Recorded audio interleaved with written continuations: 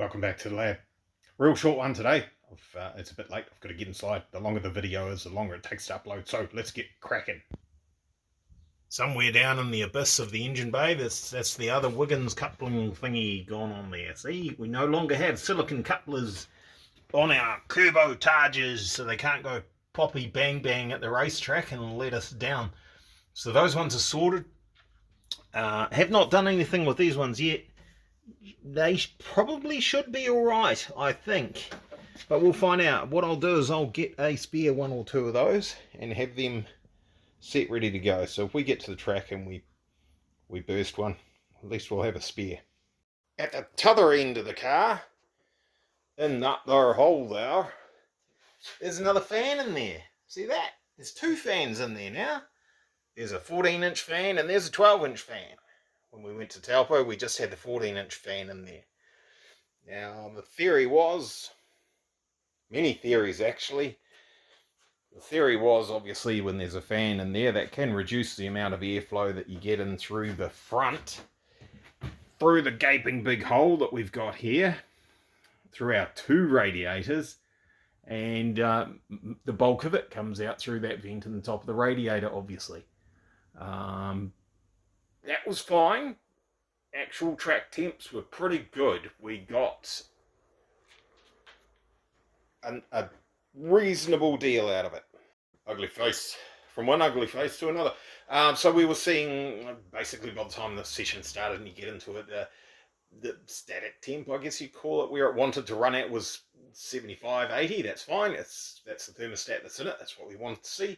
After, depending how many laps we actually got, after about 5 laps when it was hot, it was getting up to 95, 100. And that's fine, considering the horsepower and all that sort of carry on. In the morning sessions, it actually wasn't doing that. It was keeping things under control. We were seeing 85, 90, and it was great. So we were just about there, just not quite. The radiator's just not quite big enough for the job, and or there's just not quite enough airflow through that core to cool it down enough. Now, this is where all the experts jump in, and I have been told by a few people about how big the opening needed to be in the front of the bumper and all that sort of carry on. There's so many rumours and superstitions around that. It's just, most of that is based around stuff that's come from the likes of NASCAR. Front engined, rear wheel drive, not a lot of aero underneath the car. You don't want too much air coming in through the front of the car because it goes under the car and it reduces your downforce and reduces the performance of the vehicle. So they want to have the smallest possible opening that they can for what they're doing to try and keep the engine running at the right temperature, but try and get maximum amount of downforce. With this car that's behind us here, all that stuff gets absolutely thrown mighty car mods in the bin. It is not relevant. What comes in the front of the car does not go out the bottom of the car. A very small percentage of it does, but next to nothing. It's naffle, and you can disregard it. The bulk of it comes out.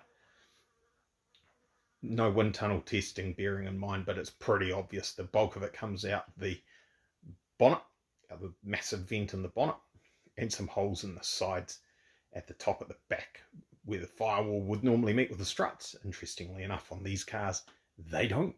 There's a big gaping hole there. So you get a lot of air will come out through the big gaping hole that we can't see, but it's here. And guess what? That's why the guards are shaped like they are, so that what comes out there, comes out here, disappears. Bye-bye, we don't need you anymore. So, with this particular car, I want all the air I can possibly get going in through there. All of it. The most amount of air I can get. But I don't want the car to look like a piece of poo-poo. So that's why that's shaped the way it is. That's why that's that size. Aside from the engine radiator, which you can't see at the moment, that is the intercooler radiator. That's actually a Nissan Navara D40 diesel radiator chopped down and made into an intercooler radiator for this car. Take a look at the core on that. It's considerably different to the core for the main engine radiator, which we can't see because I've carelessly left the bonnet on. Should we throw that away somewhere? Let's just chuck that on the floor there. That'll be fine. Crash bang. Radiator core, quite different. Quite a lot more open than the other one.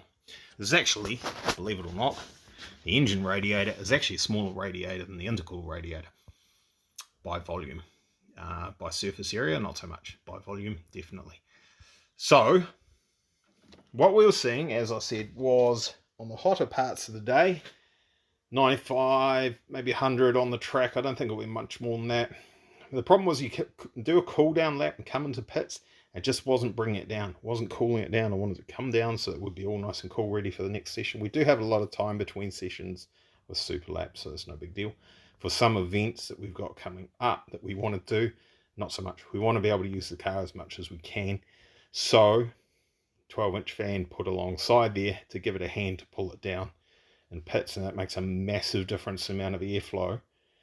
Even just sitting here static with the fan, single fan running as a comparison, drop a paper towel in front of the car and see how much enthusiasm it has towards the radiators. Fire up the second one and massive difference, massive.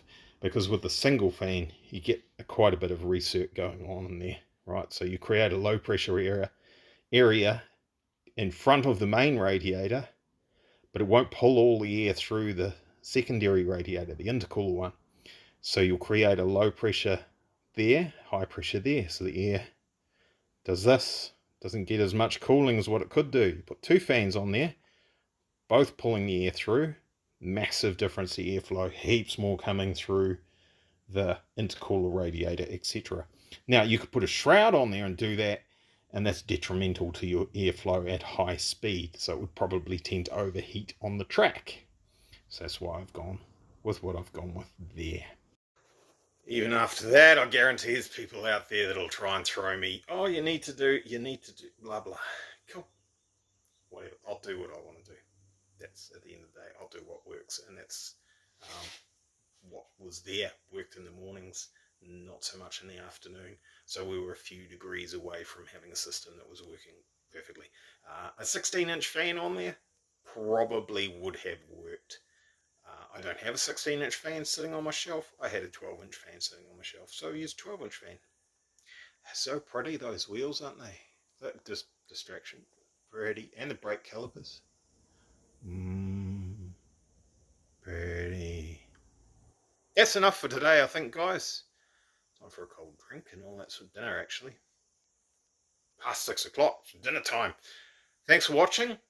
Not sure what we're doing next. We might get the fuel pump for the BMW and we might be able to start that. That was ordered Friday morning, should have been here Friday afternoon, didn't turn up. It was paid for with Saturday delivery for the couriers. It's, like I say, it's 6 o'clock on Saturday and we still haven't seen it, so maybe on Monday if we're lucky. Alright, cheers, bye.